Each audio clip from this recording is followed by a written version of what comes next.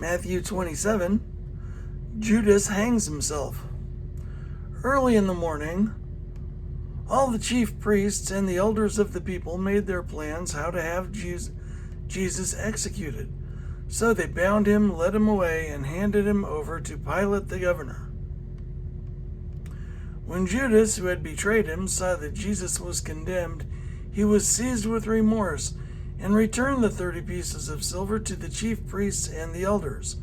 "I have sinned," he said, "for I have betrayed innocent blood."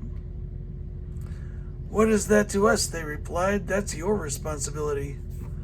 So Judas threw the money into the temple and left. Then he went away and hanged himself. The chief priests picked up the coins and said, It is against the law to put this into the treasury, since it is blood money."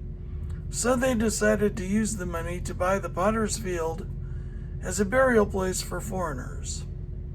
That is why it has been called the Field of Blood to this day. Then what was spoken by Jeremiah the prophet was fulfilled. They took the 30 pieces of silver, the price set on him by the people of Israel, and they used them to buy the potter's field, as the Lord commanded me. Jesus before Pilate. Meanwhile, Jesus stood before the governor, and the governor asked him, "Are you the king of the Jews?" "You have said so," Jesus replied. When he was accused by the chief priests and the elders, he gave no answer. Then Pilate asked him, "Don't you hear the testimony they are bringing against you?" But Jesus made no reply, not even to a single charge, to the great amazement of the governor. Now it was the governor's custom at the festival to release a prisoner chosen by the crowd. At that time they had a well-known prisoner whose name was Jesus Barabbas. So when the crowd had gathered, Pilate asked them, "Which one do you want me to release to you, Jesus Barabbas or Jesus who is called the Messiah?" For he knew it was out of self-interest that they had handed Jesus over to him. While Pilate was sitting on the judge's seat, his wife sent him this message: "Don't have anything to do with that innocent man, for I have suffered a great deal today in a dream because of him." But the chief priests and the elders persuaded the crowd to ask for Barabbas and to have Jesus executed. "Which of the two do you want me to release to you?" asked the governor. "Barabbas," they answered. "What shall I do then with Jesus who is called the Messiah?" Pilate asked. They all answered, "Crucify him." "Why? What crime has he committed?" asked Pilate. But they shouted all the louder, "Crucify him!" When Pilate saw that he was getting nowhere, but that instead an uproar was starting, he took water and washed his hands in front of the crowd. "I am innocent of this man's blood," he said. "It is your responsibility." All the people answered, "His blood is on us and on our children." Then he released Barabbas to them, but he had Jesus flogged and handed him over to be crucified. The soldiers mock Jesus. Then the governor's soldiers took Jesus into the praetorium and gathered the whole company of soldiers around him. They stripped him and put a scarlet robe on him, and then twisted together a crown of thorns and set it on his head. They put a staff in his right hand. Then they knelt in front of him and mocked him. "Hail, King of the Jews," they said. They spit on him and took the staff and struck him on the head again and again.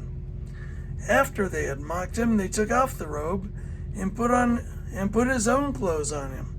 Then they led him away to crucify him. The crucifixion of Jesus. As they were going out, they met a man from Cyrene named Simon, and they forced him to carry the cross. They came to a place called Golgotha, which means the place of the skull. There they offered Jesus wine to drink, mixed with gall, but after tasting it, he refused to drink it. When they had crucified him, they divided up his clothes by casting lots, and sitting down they kept watch over him there. Above his head they placed the written charge against him: "This is Jesus, the King of the Jews." 2 rebels were crucified with him, one on his right and one on his left. Those who passed by hurled insults at him, shaking their heads and saying, You who are going to destroy the temple and build it in 3 days, save yourself. Come down from the cross if you are the Son of God." In the same way, the chief priests, the teachers of the law, and the elders mocked him. "He saved others," they said, "but he can't save himself. He's the King of Israel. Let him come down now from the cross, and we will believe in him. He trusts in God. Let God rescue him now. Let God rescue him now if he wants him. For he said, 'I am the Son of God.'" In the same way, the rebels who were crucified with him also heaped insults on him. The death of Jesus. From noon until 3 in the afternoon, darkness came over all the land. About 3 in the afternoon, Jesus cried out in a loud voice, "Eli, Eli, lema sabachthani," which means, my God, why have you forsaken me?" When some of those standing there heard this, they said, "He is calling Elijah." Immediately one of them ran and got a sponge. He filled it with wine vinegar, put it on a staff, and offered it to Jesus to drink. The rest said, "Now leave him alone. Let's see if Elijah comes to save him." And when Jesus had cried out again in a loud voice, he gave up his spirit. At that moment, the curtain of the temple was torn in two from top to bottom. The earth shook, the rocks split, and the tombs broke open. The bodies of many holy people who had died were raised to life. They came out of the tombs after Jesus' resurrection and went into the holy city and appeared to many people. When the centurion and those with him who were guarding Jesus saw the earthquake and all that had happened, they were terrified and exclaimed, "Surely he was the Son of God." Many women were there, watching from a distance. They had followed Jesus from Galilee to care for his needs. Among them were Mary Magdalene, Mary, the mother of James and Joseph, and the mother of Zebedee's sons.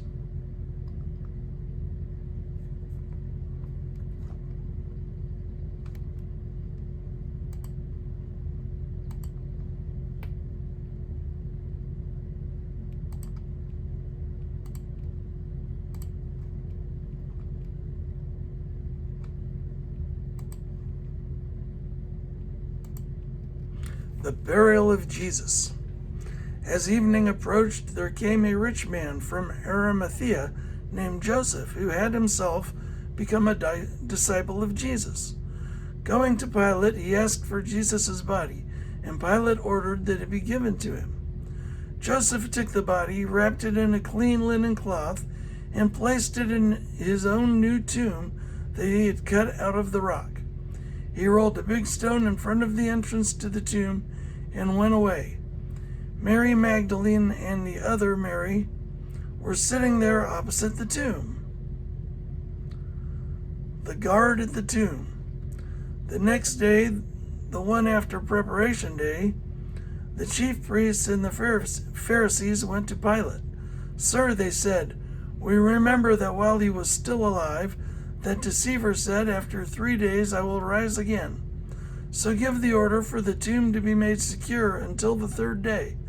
Otherwise his disciples may come and steal the body and tell the people that he has been raised from the dead.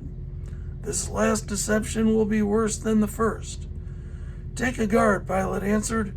"Go, make the tomb as secure as you know how." So they went and made the tomb secure by putting a seal on the stone and posting the guard.